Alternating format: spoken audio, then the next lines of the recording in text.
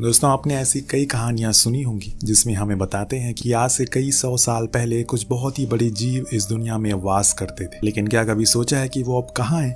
क्या अभी भी वो जिंदा है? आइए जानते हैं। 1944 दूसरा विश्व युद्ध खत्म होने वाला है, पर अभी भी कुछ जहाज हैं जो आसमान में उड़ रहे हैं, जिसमें से 2 आकर गिरते हैं एक आइलैंड पर जो कि साउथ पैसिफिक ओशियन के एकदम बीच में है। दोनों ही पायलट एक दूसरे से हवा में लड़ाई कर रहे थे, लेकिन अब जमीन पर भी वो लड़ने लगते हैं कि तभी उन्हें कुछ ऐसा दिखाई देता है। जो कुछ भी साइज में था वो बहुत ही ज्यादा बड़ा था और बूम, यहीं से सीन कट होता। और अब वो क्या था और इनके साथ क्या हुआ हमें आगे पता लगेगा। के लिए बने रहिए वीडियो में। अब आते हैं 1971 में। व्हाइट हाउस के बाहर लोग प्रदर्शन कर रहे हैं। उसी में से हम 2 आदमियों को देखते हैं जो कि एक मिनिस्टर से मिलने के लिए आए, क्योंकि उन्हें अपनी प्रोडक्शन के लिए फंडिंग चाहिए। इनके नाम होते हैं बिल और हॉस्टन। दोनों की बातें सुनने के बाद मिनिस्टर उन्हें मना कर देते हैं। असल में इन दोनों का मानना था कि इन्होंने एक ऐसा आइलैंड ढूंढा है जहां पर कुछ ऐसे जीव जंतु हैं और कुछ ऐसी चीजें हैं जिन्हें पाकर हम अपनी कंट्री की इकोनॉमी को और बूम कर सकते हैं, पर वो फिर भी मना कर देते हैं। लेकिन यहाँ बिल जानता है कि अगर वो ये कहेगा तो वो जरूर मानेंगे। वो कह ही देता है कि सर, कल मैंने न्यूज़ में पढ़ा है कि रशियन आर्मी को भी इस आइलैंड के बारे में खबर लग चुकी है और अगर हम जल्दी नहीं गए तो वो वहां पहुंच जाएंगे। फिर क्या था, बिल को तुरंत ही परमिशन मिल जाती है, जिसके बाद वो अपनी टीम बनाने लगता है जिसमें उसे कुछ होशियार और स्ट्रांग लोगों की जरूरत पड़ने वाली है, क्योंकि ये कोई बच्चों का खेल नहीं है। इसीलिए वो आर्मी कमांडर पैकर्ड को बुलाता है, सब कुछ बताता है उन्हें, जो अपने कुछ सबसे हाईली ट्रेन सोल्जर की टीम को बनाते हैं। वहीं हॉस्टन जेम्स को कॉल करता है जो कि एक गाइड का काम करेगा, और मेसन जो कि एक फोटोग्राफर है, वो उनके लिए एविडेंस बनाएगी। अब सभी को ब्रीफिंग के लिए बुलाया जाता है और समझाया जाता है कि वो लोग सब साथ में आगे बढ़ेंगे। हर एक छोटी से छोटी चीज को बहुत ही बारीकी से चेक करेंगे। अगर कुछ भी उन्हें मिलेगा तो वो उसे सबसे पहले बिल को दिखाएंगे। अगले दिन ये लोग उस आइलैंड के लिए निकल पड़ते हैं, जहां पर ये कुछ चॉपर से जाएंगे। पर इनके सामने एक मुसीबत थी, जो था एक विशाल तूफान जो इनका रास्ता रोके खड़ा था। अगर इनमें से कोई भी अंदर गया तो मारा जाएगा, पर उसके अलावा कोई और ऑप्शन भी तो नहीं है। इसीलिए बिल फैसला करता है कि वो जाएंगे। इसके बाद सभी चॉपर उसके अंदर घुसते हैं, पर शायद इन्होंने ये गलत फैसला ले लिया, क्योंकि वो बिजली इनके चॉपर के ऊपर ही गिर रही थी, जिसके कारण कुछ तो प्लेन क्रैश हो जाते, कुछ चॉपर क्रैश हो जाते, फिर कुछ उस तूफान को पार कर डालते हैं। और तब इनके सामने आता है वो खूबसूरत आइलैंड जहां पर आज तक कोई नहीं गया। अगर कोई गया भी है तो कभी जिंदा नहीं लौटा। हॉस्टन की टीम सबसे पहले लैंड करती है। दरअसल उसकी थ्योरी के हिसाब से इस आइलैंड के नीचे बड़ी नदियां बह रही है, जिनके अंदर कई फुट गहरे गड्ढे हैं, जिसमें वो विशाल जीव रहते हैं। और उन्हीं गड्ढों में सोने और चांदी के कई सारे महल भी बने, जो किसी जमाने में यहाँ पर रहने वाले लोगों के हुआ करते थे। अगर हम लोग इस पूरे आइलैंड को हिलाकर एक भूकंप लाएं तो हम उन गड्ढों तक पहुंच सकते हैं। अब ये आइडिया बिल को ठीक लगता है, इसीलिए वो पैकर्ड से कहकर पूरे आइलैंड के ऊपर बम गिरवाना शुरू करता है, जिससे कि जितनी भी जीव जंतु सब परेशान हो जाते। लाखों की तादाद में पेड़ बर्बाद हो रहे थे और कुछ पशु पक्षी मारे भी जाते हैं, पर इन्हें ये करना ही था ताकि ये भूकंप ला सके, जो आ भी जाता है पर किसी और चीज का। जब उस चीज को पैकर्ड खुद के सामने देखता है तो उसकी आंखें खुली की खुली रह जाती है। दरअसल वो एक्स्ट्रा लार्ज चिंपैंजी था, जिसका साइज बुर्ज खलीफे से भी बड़ा था। सभी उसके ऊपर शूट करने लगते हैं, जिससे वो बहुत ज्यादा डिस्टर्ब हो जाता है और इनके जितने भी चॉपर्स होते हैं उन सभी को बीच से खिलौने की तरह अलग कर देता है। इसमें काफी सारे सोल्जर भी मारे जाते हैं, कुछ क्रैश होते हैं, जिसमें जेम्स के साथ वाले भी कुछ और थे, उधर पैकेट के साथ वाले भी। दोनों ही टीम अलग हो चुकी है, पर अभी सभी परेशान थे, क्योंकि उन्हें जो कुछ बताया गया था यहाँ पर ऐसा कुछ नहीं है। इस सवाल को ढूंढने के लिए पैकेट बिल के पास जाता है और उसे बंदूक की नोक पर लेकर पूछता है कि वो सच सच बताए कि वो आखिर यहाँ पर क्या ढूंढने के लिए आए। तब यहाँ बिल उससे कहता है, दरअसल जिस पृथ्वी पर हम सालों से रह रहे वो कभी हमारी थी ही नहीं, वो इन्हीं लोगों की थी जिसे हमने कुछ देर पहले देखा है। जब इंसान बढ़ने लगे तो ये सभी वहां से दूर हो गए और अपने अपने घर छोड़ दिए इन्होंने। इनके साथ भी कुछ लोग यहाँ पर आए जिन्होंने इन्हें पाला। सही सुना आपने, इन्हें किसी ने पाला था जो उस समय की दुनिया के सबसे अमीर लोग थे। उनकी पूरी संपत्ति यही किसी नदी के नीचे दफन है, इसीलिए अब ये सभी फिर से अपने घर वापस आ रहे हैं। और अगर हमने इन्हें नहीं रोका तो सब कुछ, पूरी दुनिया खत्म हो जाएगी। हमें इन्हें कंट्रोल करना होगा। अगर हमारी किस्मत अच्छी हुई तो जब हम यहाँ से लौटेंगे तो दुनिया के सबसे अमीर आदमी होंगे। वहीं दूसरी ओर हम जेम्स की टीम को देखते हैं, जो इनसे बिछड़ चुके हैं। वो अपने लोगों से कहता है कि प्लान के मुताबिक हमें समुद्र किनारे पहुंचना होगा अगले 3 दिन के अंदर, तब तक हमारा शिप वहीं खड़ा रहेगा। वहीं पैकेट की टीम भी जंगल से होते हुए समंदर की ओर बढ़ रही है। पैकेट का एक दमदार सोल्जर चैंपमैन भी उसे आखिर में मिल जाता है, जो कुछ ही दूरी पर क्रैश हो गया था। इतने में इन्हें अपने एक साथी की चीख सुनाई देती है। जब वो उसकी ओर जाते हैं तो देखते हैं कि बाम्बू उसके आर पार हो गया, जो देखकर सभी हैरान थे कि ऐसा कैसे हो सकता है। इतने में एक की नज़र ऊपर पड़ती है, तब उसे समझ आता है कि जिसे ये बैम्बू समझ रहे हैं वो असल में एक मकड़ी का पैर है, जिस बात से आप अंदाजा लगा सकते हैं कि इस आइलैंड पर आपको क्या क्या देखने को मिल सकता है। अब एक एक करके वो मकड़ी कुछ सोल्जर को मारना शुरू करती है। तभी पैकेट सभी को ऑर्डर देता है कि उसके पैर काट दो, जिससे वो नीचे आने लगेगी। सभी उसका कहना मानते हैं, जिससे वो मकड़ी धीरे धीरे करके छोटी होने लगती है और अंत में जब वो नीचे आकर गिरती है तो पैकेट उसे शूट करके मार देता है। वहीं दूसरी ओर जेम्स की टीम को भी कुछ ऐसा ही दिखता है, पर वो इससे भी विशाल था। वो तो जब नदी के किनारे से आगे की ओर बढ़ रहे थे तो उन लोगों को उसी नदी से बाहर आते हुए एक बुफैलो दिखता है, जिसका आकार किसी फुटबॉल स्टेडियम जितना था। सभी उसको देखकर बंदूक उठा लेते हैं, लेकिन जेम्स को पता है कि ये करके वो उसे गुस्सा दिलाएंगे और इसीलिए वो किसी को भी शूट ना करने को कहता है, जिससे वो चुपचाप वहां से चला जाता है बिना कुछ किए।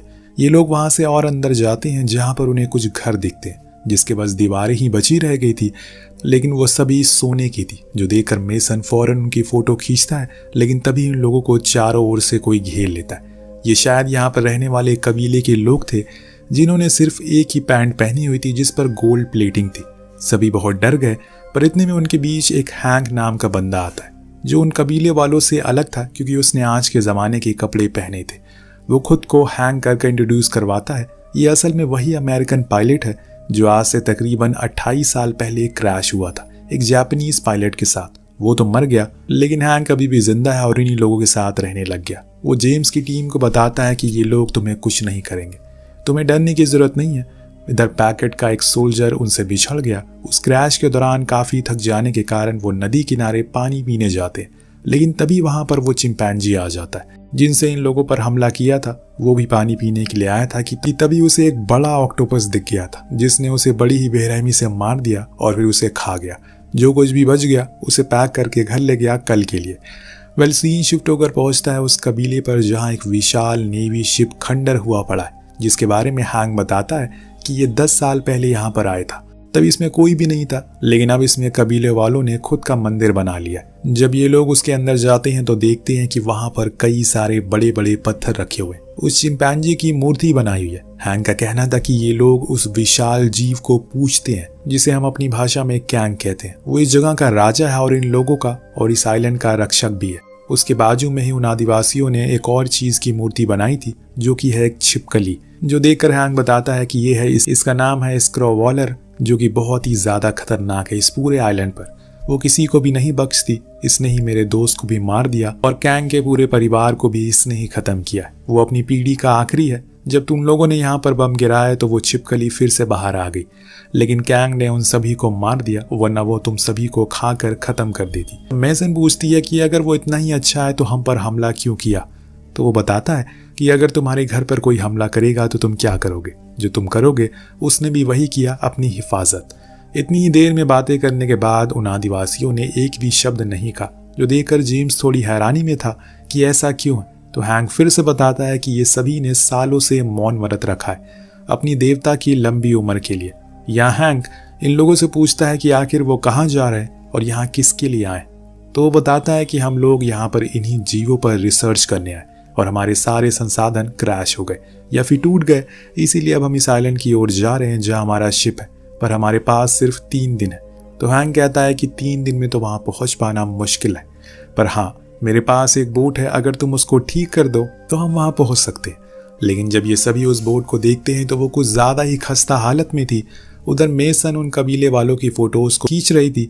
उन्होंने कैमरा जैसी चीज को पहली बार देखा था तो उनके लिए बहुत ही अजीब और नया था।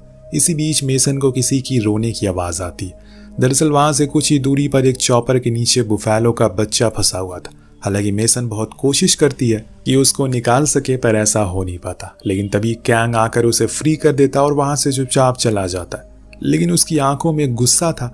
तब मेसन को समझ आता है कि हैंक सही कह रहा है, हमने उसके घर को बर्बाद कर दिया। अब इधर जिस सोल्जर ने कैंग को पानी पीते हुए देखा था वो भागते हुए जंगल के अंदर गया, जहां वो अपने साथियों से बार बार जुड़ने की कोशिश करता है, एक पेड़ की टहनी पर बैठकर। पर वो इस बात से अनजान था कि वो पेड़ नहीं बल्कि एक गिरगिट है जो उस पर हमला कर देती है। लेकिन तभी वहां वो खतरनाक छिपकली आती है जो दोनों को ही खाकर खत्म कर देती है। यानी कि वो बाहर आ चुकी है अब इनके लिए, और कैंग दोनों के लिए खतरा मंडरा रहा है।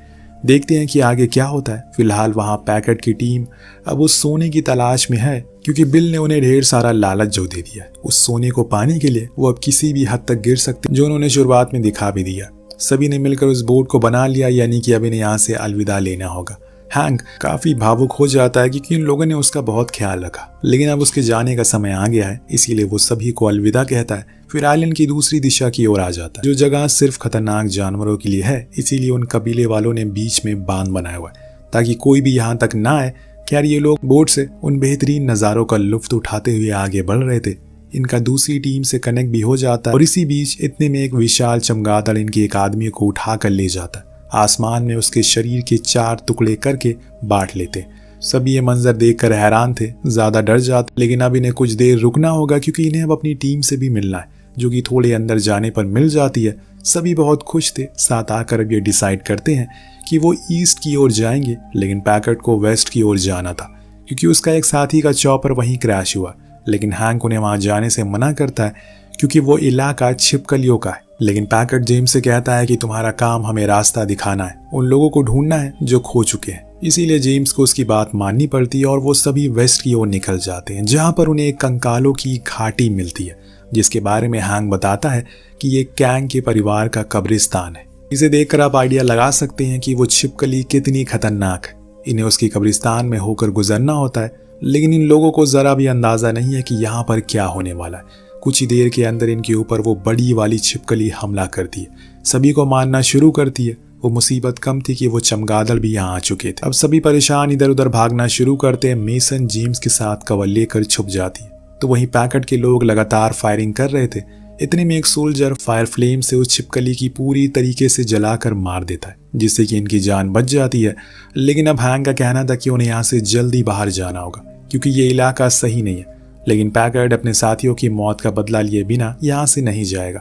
उसका कहना था कि वो जब तक कैंग को मार नहीं लेता वो चैन की सांस नहीं लेगा। ये सुनकर हैंक हंसने लगता है और कहता है कि क्या तुम पागल हो गए हो? कैंग यहाँ का राजा है, तुम्हारी कोई औकात नहीं है उसके सामने। अगर तुमने कुछ भी किया तो ये कबीले वाले तुम्हें चुन चुन कर मार डालेंगे। उनके लिए वो एक देवता है। पर पैकेट नहीं मानने वाला था। तब जेम्स उसके साथी की लॉकेट दिखाता है और कहता है कि ये उस छिपकली के पेट से हमें मिली, मतलब छिपकली ने उसे मारा है, ना कि कॉन्ग ने। इसमें उसकी कोई गलती नहीं है। लेकिन पैकेट को किसी भी हाल में उस चॉपर तक पहुंचना है। पर अब जेम्स उसके ऑर्डर नहीं मानता कि तुम्हें अगर वहां जाना है तो जा सकते हो, लेकिन मैं अब अपने लोगों के साथ ईस्ट की ओर जा रहा हूँ जहां हमारा शिप है, तुम सीधा वहीं आ जाना। अब दोनों टीम अलग अलग हो जाती हैं और अपने अपने रास्ते की ओर निकल पड़ती हैं। कुछ समय के बाद उन्हें वो चॉपर मिलता है जिसके अंदर असला बारूद था। वहीं दूसरी ओर मेसन और उसके लोग अभी भी आगे बढ़ रहे हैं, लेकिन रात होने के कारण वो एक जगह पर रुककर थोड़ा आराम करते हैं। तो जेम्स मेसन को लेकर एक चट्टान पर जाता है ताकि वहां से देख सके कि अभी वो कितनी दूर है। तभी वहां पर कैंग आता है जिसकी आंखों में आंसू थे, जिसको देखकर मेसन उसके चोटों को महसूस करती है और वो तकलीफ में है क्योंकि उन लोगों ने उसके घर पर हमला किया जिसमें कई सारे जानवर मारे गए। जेम्स को भी समझ आता है कि वो ऐसा नहीं है जैसा उन्होंने उसे समझा था, वो तो एक शांतिपूर्व किस्म का जीव है। तभी जंगलों में धमाके होने लगते हैं जो कि पैकेट की टीम कर रही थी क्योंकि वो लोग अपना बदला लेना चाहते हैं। उन्होंने कैंग के लिए जाल भी बिछाया हुआ जिसके अंदर जाते ही वो और धमाके करते, जिसमें कैंग पूरी तरह से जल जाता और बेहोश हो जाता कि यही सही मौका है, उसको बम से उड़ा दो। पर जेम्स ऐसा होने नहीं देगा, इसीलिए वहां आकर उन सभी को रुकने को कहता है। लेकिन पैकेट अपने लोगों को ऑर्डर देता है, इन्हें खत्म कर दो। अब उसके लोग भी समझ गए हैं कि वो गलत कर रहा है, उनका दुश्मन तो वो छिपकली है ना कि कैंग। तभी पानी से एक विशाल छिपकली बाहर आती है। वो पैकेट पर हमला करने वाली थी जिसके हाथ में रिमोट था, जिससे वो कैंग को मारने वाला था। लेकिन उसी बीच कैंग उठ जाता है और उसे पकड़ लेता है, जिससे पैकेट की जान बच जाती है और दोनों के बीच में घमासान युद्ध छिड़ जाता है। इसी दौरान ये लोग बोट के पास भागने लगते हैं। अब उजाला भी हो चुका है, लेकिन वो छिपकली अब इनके पीछे पड़ चुकी है। लेकिन एक बार फिर से कैंग वहां आ जाता है। वहीं मेसन चट्टान पर चढ़कर फ्लेयर चला देती ताकि अगर उसके शिप यहीं कहीं आसपास हो तो वो लोग उसे देख ले। उधर उन दोनों के बीच में लड़ाई चल रही थी, एक ऐसी लड़ाई जिससे जमीन भी कांप जाए।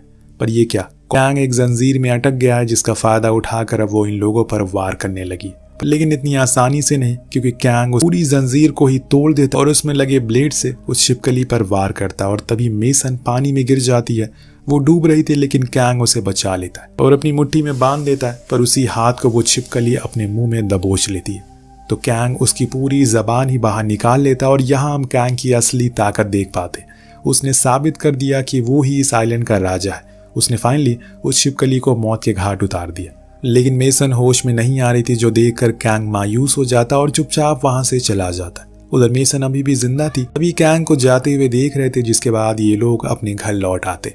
यहाँ में दिखाया जाता है कि हैंक जो पूरे 35 साल बाद अपने घर वापस लौट रहा है। सभी ने तो उसे मरा हुआ समझ लिया था, लेकिन आज उसे अपने सामने खड़ा हुआ देखकर सभी लोग बहुत खुश थे और गले से लगा लेते हैं। उधर जेम्स और मेसन को सीक्रेट सर्विस ने अपने कैबिन में बंद करके रखा, क्योंकि वो उससे कुछ और बताना चाहते हैं। दरअसल होस्टन जिस ऑर्गेनाइजेशन के लिए काम करता है, वो ऐसे ही कुछ जीवों को या फिर किसी अनमोल चीजों को ढूंढती है। जब वो एक आइलैंड पर गए तो उन्हें वहां पर पता लगा कि कैंग ही अकेला नहीं है, बल्कि ऐसे और कई जीव है जो इंसान की सोच से कई गुना बड़े हैं और अभी वो जिंदा भी है। इसीलिए हमें किसी भी तरह करके उन्हें रोकना है, जो आपको दूसरे पार्ट में देखने को मिलेगा। तब तक के लिए कहानी यहीं खत्म होती है। तो आपको कहानी कैसी लगी कमेंट करके जरूर बताएगा। मिलते हैं अगली वीडियो में। Thank you so much watching. Peace out.